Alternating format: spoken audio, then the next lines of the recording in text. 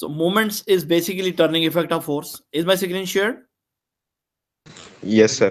Yes, Okay. sir. So this is front page of that those notes. Actually, I wanted to deliver one message to you, to all of you, that if we just think on our body, there are so many parts of the body which works on this principle what we are going to study right now. Okay, and that is called moment or turning effect of the force. For example, this neck, this is your fulcrum or pivot, right? These muscles, that back muscles, they apply some force, and then we are able to move these jaws. Then similarly we have the heart, these legs, these arms. There are so many machines in our daily life which are basically similar to these all principles which are over there. For example, if you observe this last diagram, this one, it's very obvious to you that this is very common example of a movement, and there are so many questions which are asked from this. So if you have a load over here, and this is the pivot about which you can rotate the arm like this, okay, and here is the force which is being applied in the upward direction. So this causes the movement uh, uh, in any object. So let's talk about that, what the moment is. So here I have settled down some other examples as well. So let's move to the topic. So moment is basically the rotational effect or a turning effect of a force. What is moment?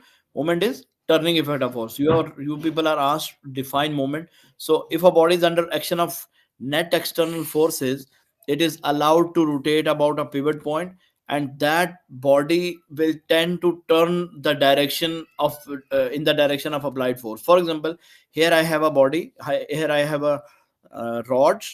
It is pivoted about this point P, let me call it point P, and that point is under the effect of this force. Here I'm going to apply some load over there, let me call it load. Then what will happen? What do you expect? This rod will rotate in clockwise direction, is it? Will it or not? So here I have shown that this red line, that this rod will rotate in this direction. And now from this point to this point, the distance from pivot to the line of force, that distance is called your moment arm. This distance is called your moment arm. Remember this thing. What do we call this distance? This distance is your moment arm. Okay, is it clear? And then moment arm is basically the distance from pivot to the line of force, to the line of force. So if I say that a person is pushing a swing, will take swing to rotate about its pivot. A worker applies a force on a spanner to rotate a nut. A person moves a bottle of rock by pushing down the bottle opener on its lever like this, just like your cold drinks, right? A force is applied on a door knob to open or to swing the door about its hinges. I mean, when we open and close the door, we apply the movement. And a driver can turn the steering wheel of your car by applying some force on the rim. So there are so many things which are under this principle. So when I define the moment of the force or a torque is defined as, this is that definition which is basically asked to you in exam, is defined as the turning effect of force about a pivot point. And it is, now what I'm talking about, it is mathematically it is what? It is the product of force.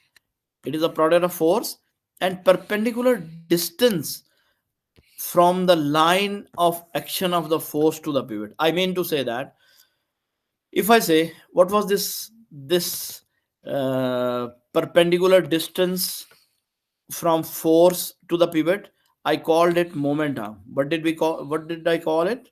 Momentum, Momentum. right? So if I simply say that the moment is product of force and momentum, so it will not be wrong. Okay, is it clear? So simply you can say that moment is the product of, here is the definition, or means simplified version of the definition, that moment arm is sorry, the torque is the product of force and moment arm, that is equals to force or moment. sorry, for moment of force. So here its equation is moment is equals to F times D. You have to remember this equation. What is that equation? Equation is F times D. Is D. it clear to you? Okay. So here moment arm, sorry, in this expression I have shown you what is the moment arm. So moment arm is basically, oh sorry, my laptop has been has not been adjusted right now. Okay. So moment arm, the perpendicular distance from the action of force. This is very important. That what a moment arm is. So it is the perpendicular distance. Perpendicular. I mean something. Perpendicular distance. I will explain you from the line of action of force to the pivot. So let's say here I am going to explain explain it from the same example what I have given to you. This is the point pivot point P. Okay, and here you are going to apply some force in certain angle. Where are you going to apply that force? You are going to apply the force in certain angle. It means that this distance, let me call it d1, this is the distance. Is this distance making an angle 90 degree with the force? Let me call it d1. So what do you say? This is the line of force, this red dotted line. So is it angle 90 degree? This is not equal to 90 degree. But if I say this angle is 90 degree, so do you believe that it is 90 degree or not?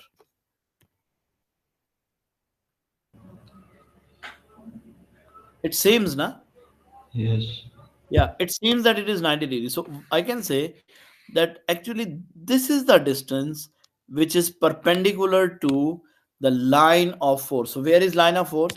Here is line of force. This is that line which is line of force. So this distance which is perpendicular to the perpendicular from pivot, I mean from this point to the line of force at any point position, this is called your momentum. What do we call it?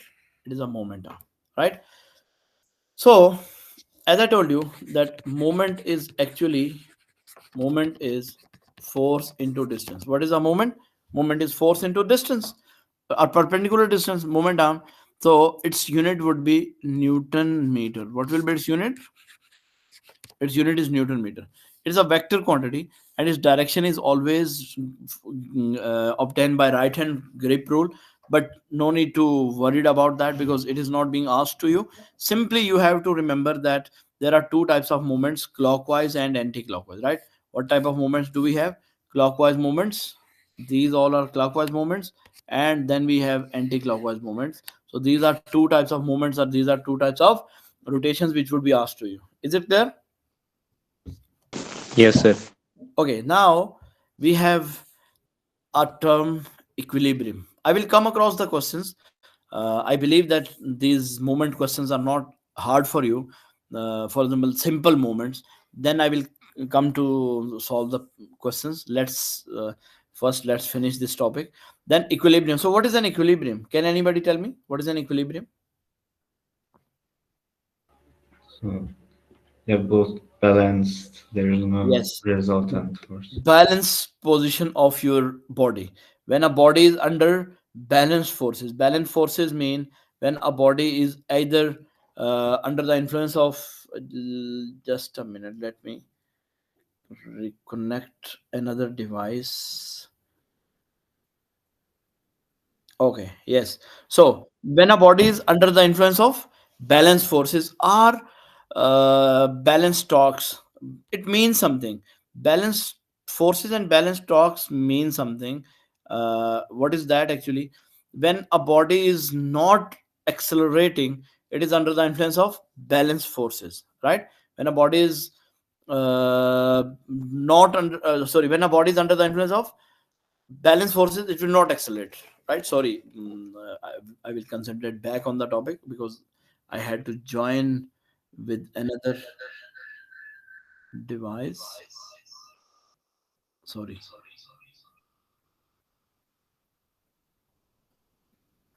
Now is it clear? No.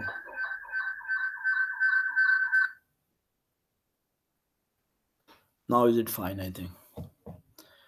Do you get an echo or not? Because some recording was getting problem. That's why. Now is I it think clear? now there isn't. Yeah, it is clear. Okay.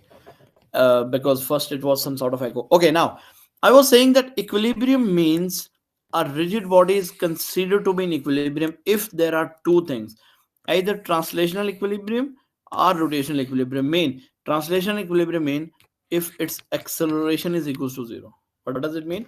The acceleration of the body is equals to zero.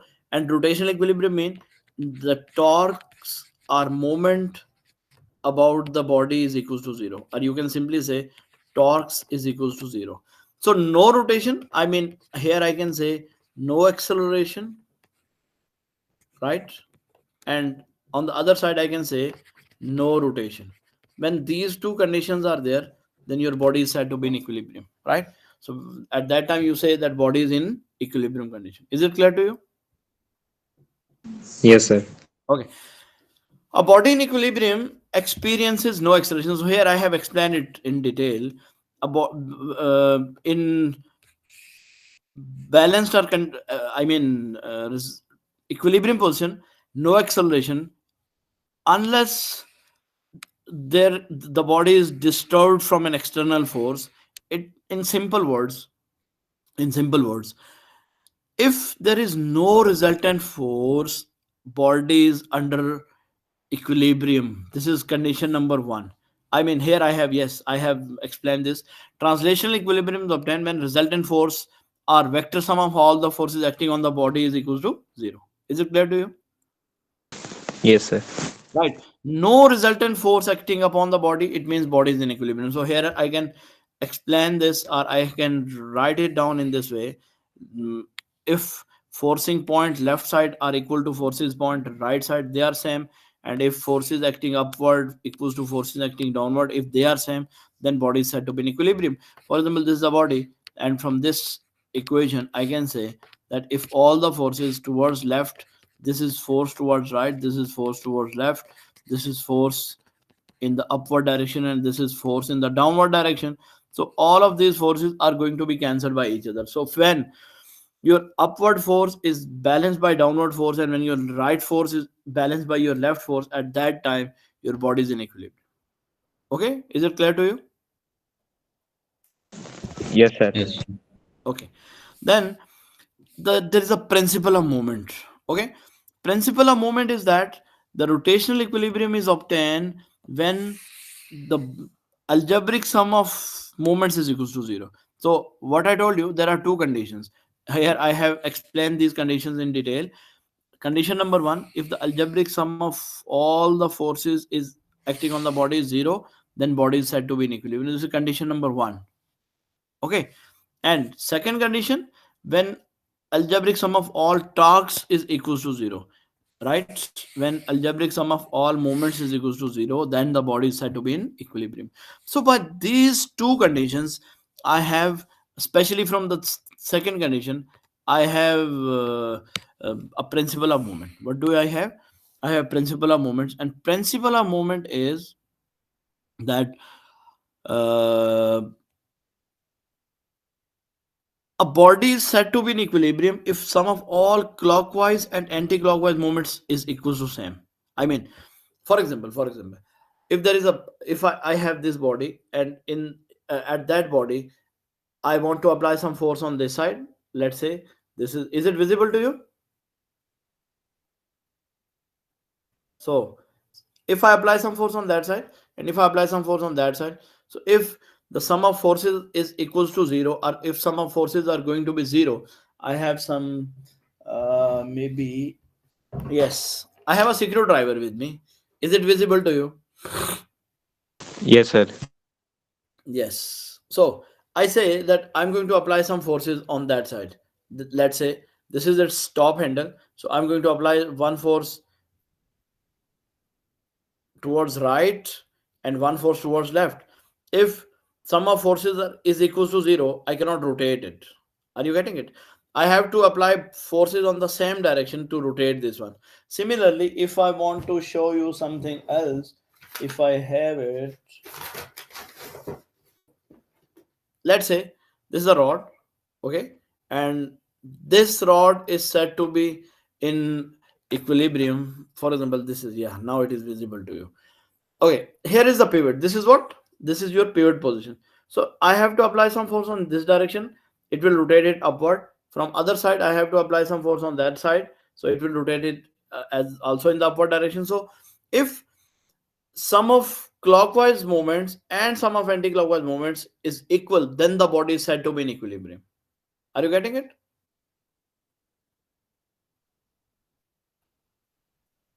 Yes. Right? So remember this thing, that principle of moment is the main principle which causes the calculations over there. So without this principle, we cannot perform calculations, right? So let's say principle of moment states that for a body to be in equilibrium, rotational equilibrium, I mean equilibrium, sum of clockwise moments acting on the body about a point should be equal to sum of anti-clockwise moments. Here I have written in a separate box that sum of clockwise moments equals to sum of anti-clockwise moments. So this is basically what we have the principle of moment. So you can very gently now this thing, that principle of moment tells us that either the body is in equilibrium or not. Is it clear?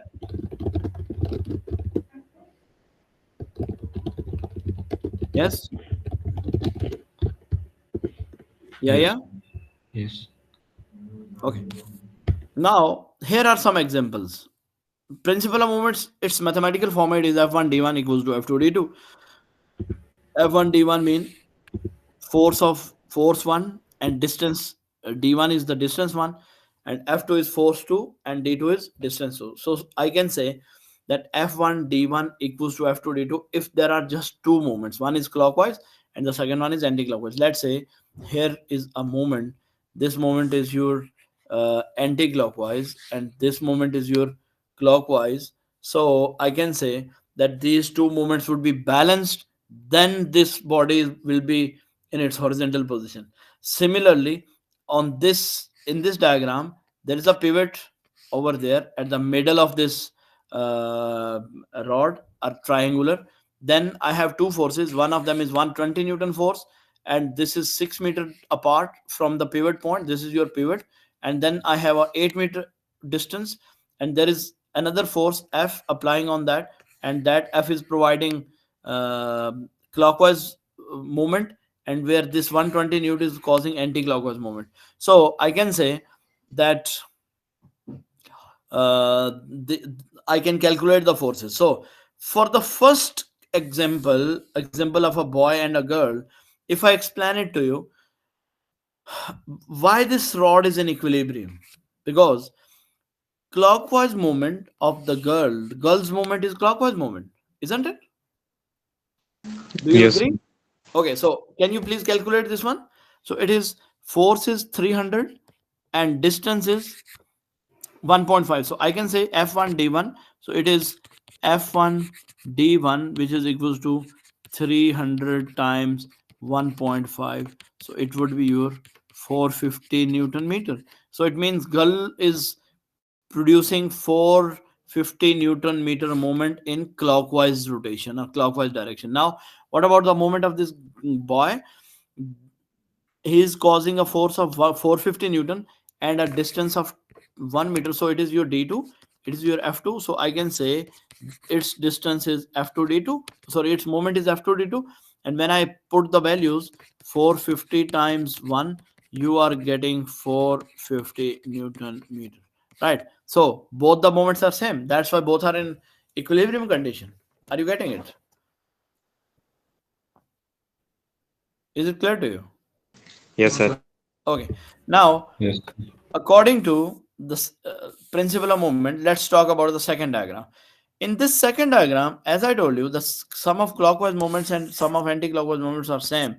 This tells you that if this is your f1 and this is your d1, and if this is your f2 and this is your d2, then this f1 d1 must be equals to f2 d2. So I have to apply f1 d1 equals to f2 d2. F1 is how much? 120 Newton. And what is D1? D1 is 6. Is equals to F2 is your unknown and D2 is your 8. So what will be the answer of F1? I mean F.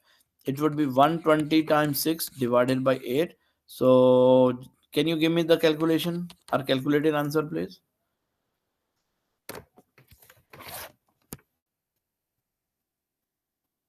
Yes.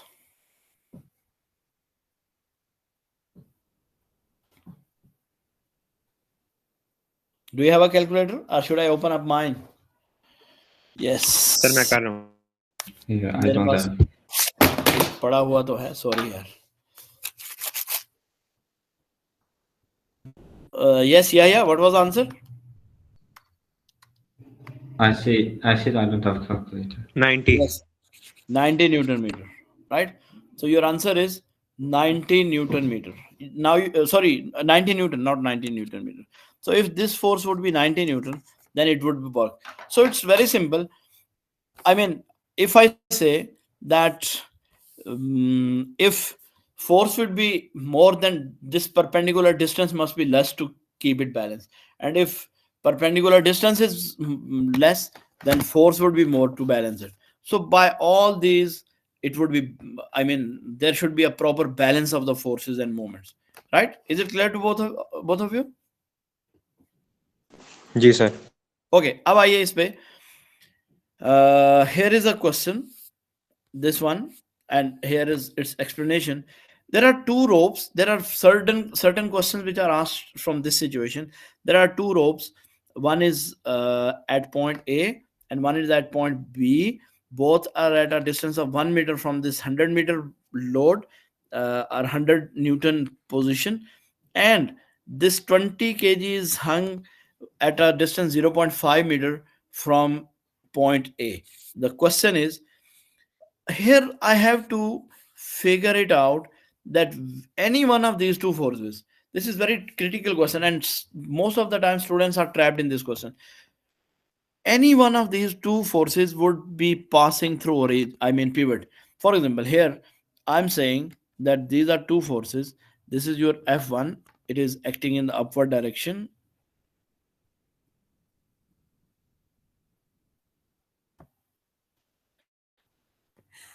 This is acting in the upward direction, right? So to balance that, there is another force which is also in the upward direction. This one, let me call it, this is your F1, and this force is passing through pivot, right? It means D1 is equals to 0. Are you getting my words? D1 is equals to 0 because it is passing through origin or through pivot. So when the force is passing through pivot, there is no perpendicular distance or no moment arm. Now let's talk about this weight. This weight is passing through a distance of 0.5, so it would cause a moment in this way, right? So it is 20 kg times 10, so it is 200 Newton force, and distance is given to you 0.5. Now let's talk about the third one. This is also causing a moment in the same direction. Okay, let me draw it with black, with the same color.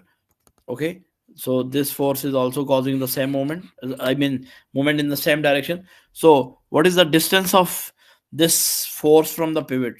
At what distance it is acting upon?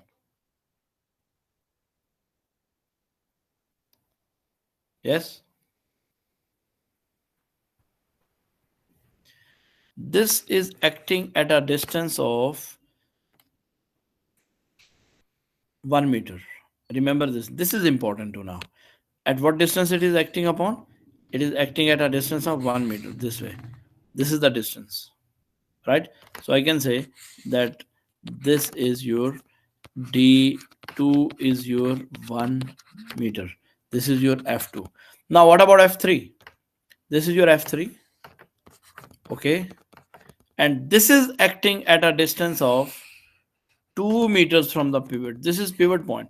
So this is your D3. So how to explain that or how to solve it? You know, there are two moments which are acting in the same direction, and you can name them F1 D1 plus F2 D2 equals F3 D3. Are you getting my words? जी sir. ठीक है, अब देखो F1 क्या है? F1 is your 200 Newton, and what is D1? D1 is 0.5. ठीक है, plus F2 is 100 Newton, and D2 is 1 meter. So I do not know about F3, so I will just write it F3, and D3 is 2. Yes, 2 meters. So can you please calculate this for me? 200 into 0.5, it would be 100, plus 100 times 1, it would be 100 divided by 2. So your F3 would be equals to 100 Newton. Is it clear to you?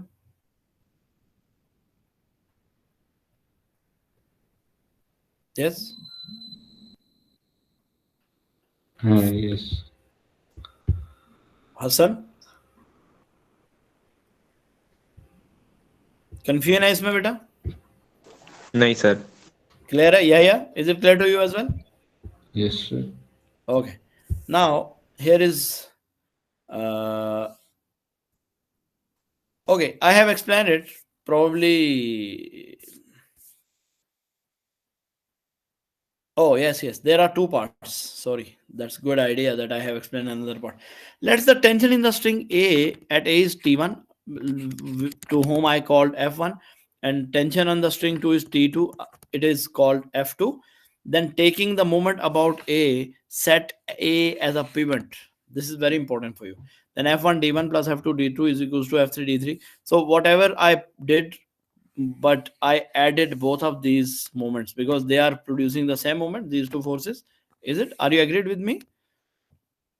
Then F2 into 2. So you got 100 Newton now. Now the next question is, what is the sum of downward forces, or what is then tension on the rope one? Because we have calculated this force, this one was how much? This is 100 Newton. So what is this one then? This would be calculated by using first condition of equilibrium. According to first condition of equilibrium, on this rod, sum of downward forces must be equals to sum of upward forces. So what is sum of downward forces? There is 200 Newton downward and 100 Newton downward, and then we got 100 Newton over here. So definitely it would be 200 Newton to give you 300 at the top and 300 at the bottom. Is it clear to you?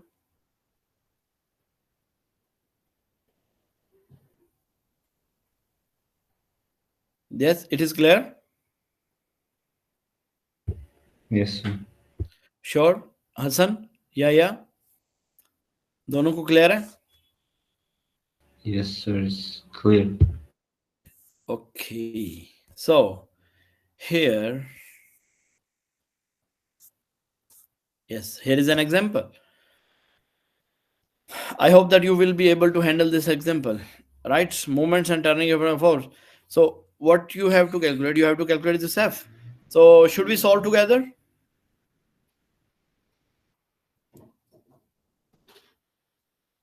Yes?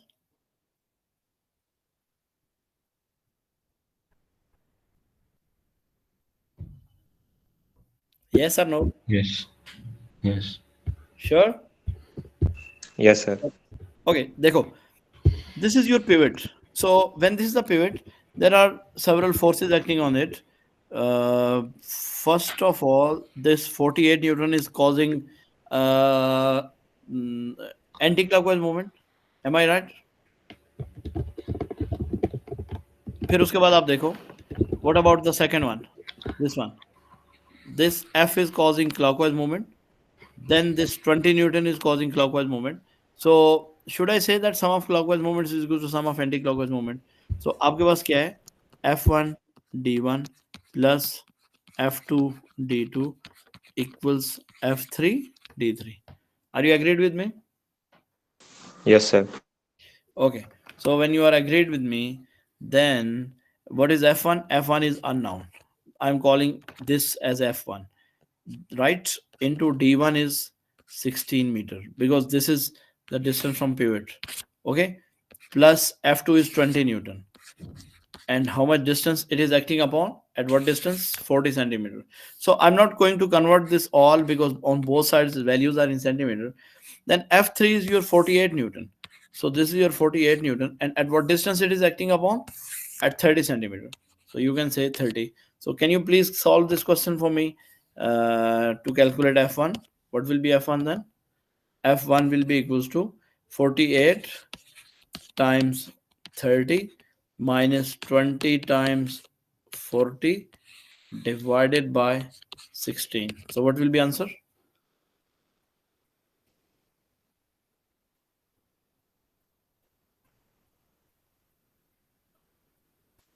Should I solve it together? 48 times 30 minus 20 times 40 divided by 16. It is 40. Okay. So it means that force is 40 Newton. Are you clear in this one? Yes, sir. Yeah, yeah. Yes, sir. Are you tired? Not that much. Not too much, but yes. Okay, then let's have a last discussion about couple and torque. Couple and torque is basically, or couple and moment are basically to same things, but they have some difference. And what difference do they have? Moment is just due to one force, or that can be due to different forces, but it is not due to equal and opposite forces. What does it mean by couple? Couple forces are the forces which actually cause the movement in the same direction, right? What do they do? They cause the movement in the same direction. How? For example, when you are going to drive a steering wheel, let's say this is a steering wheel and you are going to drive it in this way. So you are going to cause, or you are going to have a force F1 in this direction and F2 in downward. So these two forces collectively cause this body to be rotated. Similarly, what I have shown you, that was a screwdriver. Here I put that screwdriver anywhere. Yes, here there is a screwdriver. So where do you apply some force? Can you see this? Yes, sir. Check this one out. From this finger, I'm going to apply the force in this direction. So I'm going to rotate in this way, and then with the help of thumb, I'm supporting the force of the finger this way. Can you see the reading? This writing over there. So I'm going to apply the force in this way. By this thumb, I'm pushing it forward, and by this finger, I'm pushing it backward. So these are basically the couple forces which are going to produce a rotation over there. Similarly, if you have a steering wheel, on that steering wheel, you apply the force on opposite direction, or a cross spanner. Yes, there are so many examples. What I have put in front of you, that is basically an example of what? Couple. Check this one out. If I want to open this wheel, most probably it is a open wheel of a fire tender or a ship or whatever, but these are the wheels. So you are going to apply the force on two opposite directions, and you are causing this movement over there. Check this one out.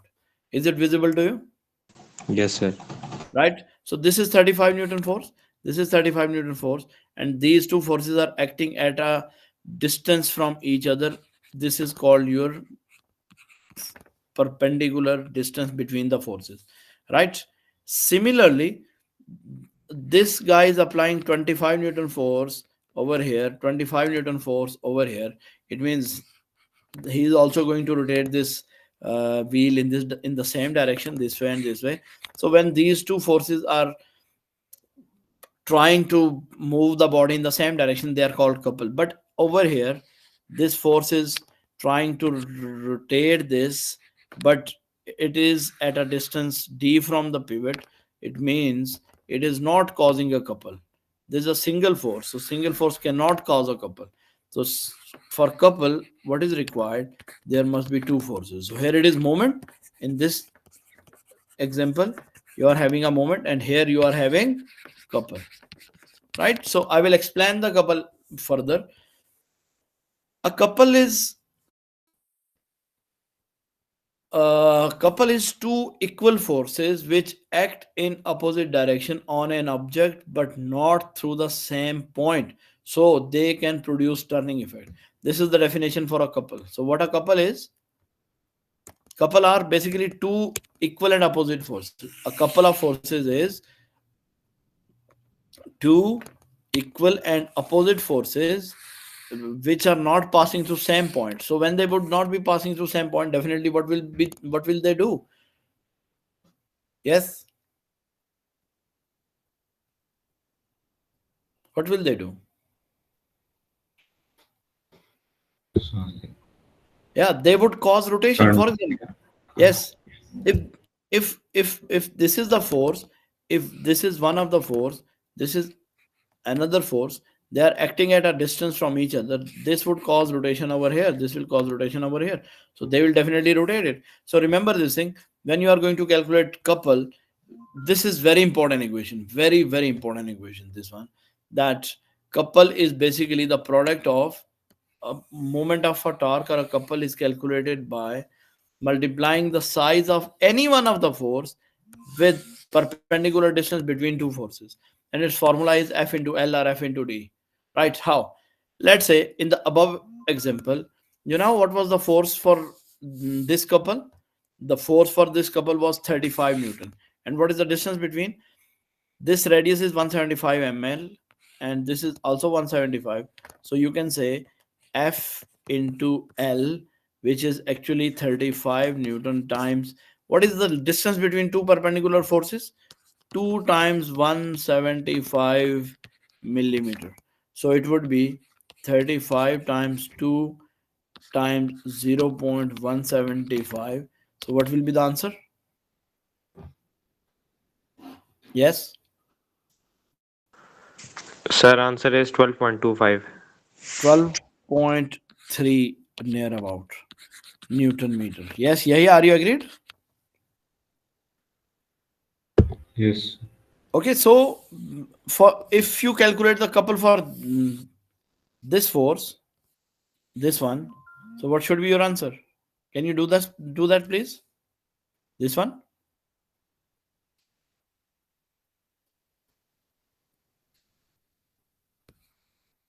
What will you do? 25 into 2 into 175. Yes, 25 into 2 into 175, because that is in millimeter. So I have to divide it by 1000 to convert into meter. So I will get, what value will I get?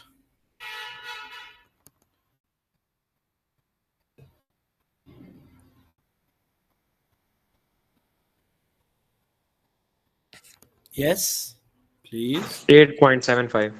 8.75 Newton meter. This is the couple for two. So for couple, you have to remember this thing, that couple is basically the product of any one of the force and perpendicular distance between the forces. Got it? Any confusion?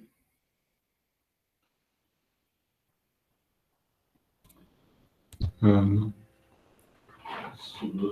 Okay. Is that screen shared again? yes, sir. Okay. Now here are some applications of the couple. So this is a spanner. I told you that this is a cross spanner by which we open the wheel nut.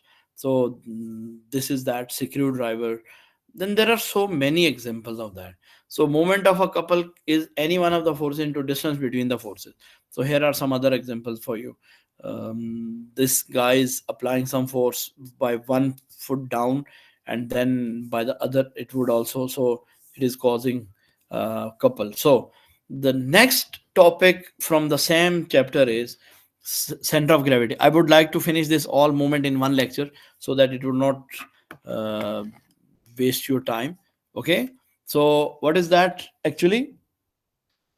Center of gravity. Center of gravity is defined as the center of a body, center of mass of a body or a matter, where at which all the mass seems to be acting upon, or the point where total mass or total weight of the body acting upon. It's very simple to know that the point where whole weight of the body is acting upon, that is called its center of gravity, right? Is it clear?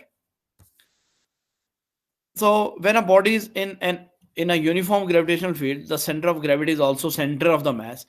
The location of the body's center of gravity may be considered with its geometrical center of the body. It is for regular shaped bodies, right? There are some different considerations, right, for regular shaped bodies and for irregular shaped bodies. For regular shaped bodies, center of gravity is the center of its geometrical structure.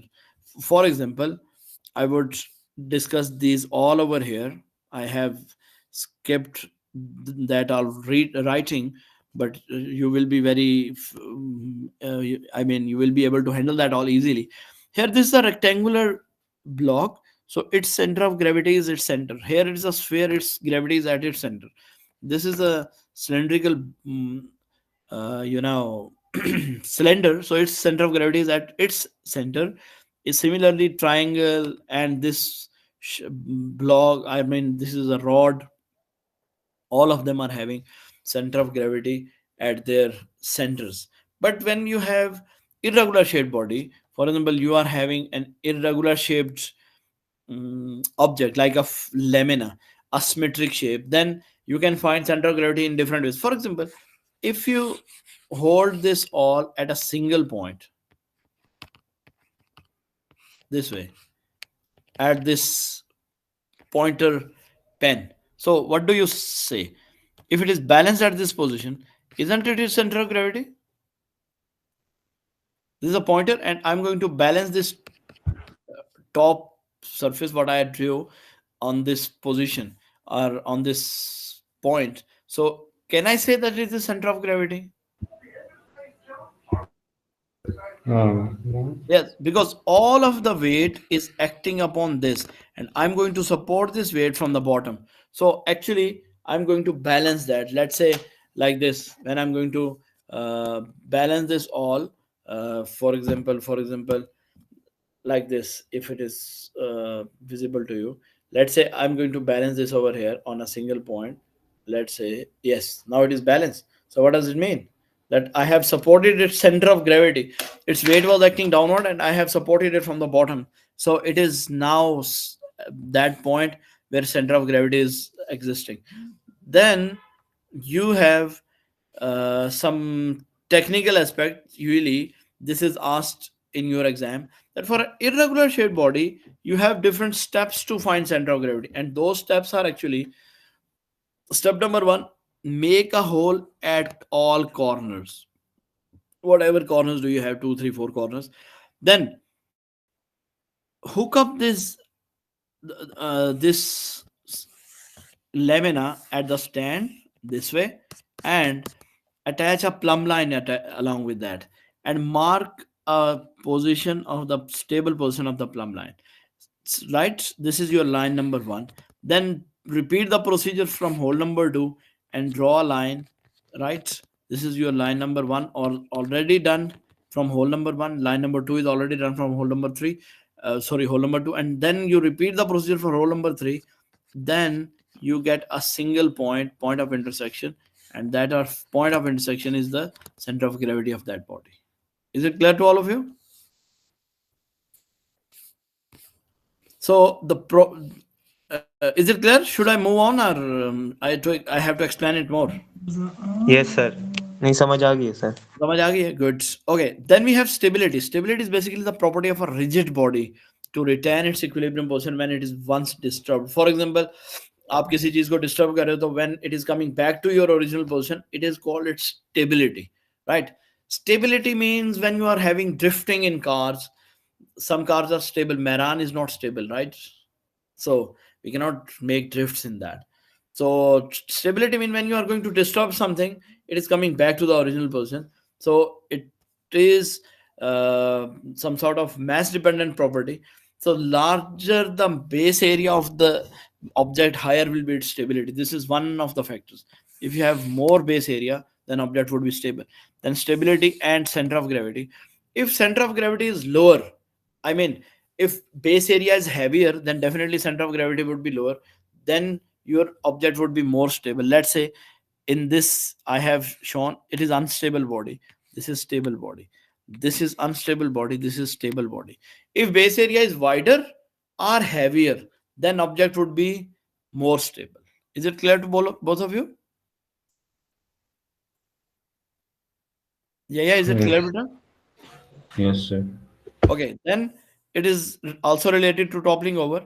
Toppling over is when a body is tilted but about the pivot point beyond the central certain level, it does not come back to its original position. That is called toppling over. It's very simple.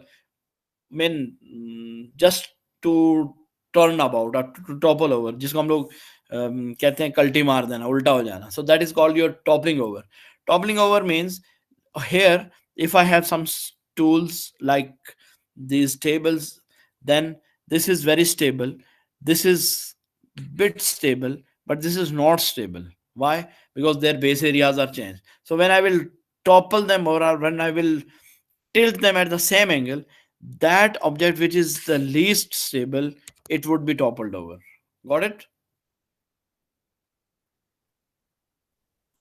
Similarly, I have the figure of these three cars, right? Car number one is highly stable, car number two is in bit stable position, but car number three is in critical condition. A small tilt towards left, it would topple it over. Okay, so this is basically a toppling effect, a toppling test. In cars we perform some toppling test. Yeah, this is the last picture I wanted to show you. What will happen to that? I have captured this from a game. Yes, all of them And are having their center of gravity on the first car. Its center of gravity is over here. Its center of gravity is over here. Its center of gravity is over here. So center of, I mean, this is the edge of the base. So they are not getting out of it. That's why they are not toppling over. So this was all about your moments. I hope that it would help you out if you will go through this once. So is it clear to you? yes, sir. Sure.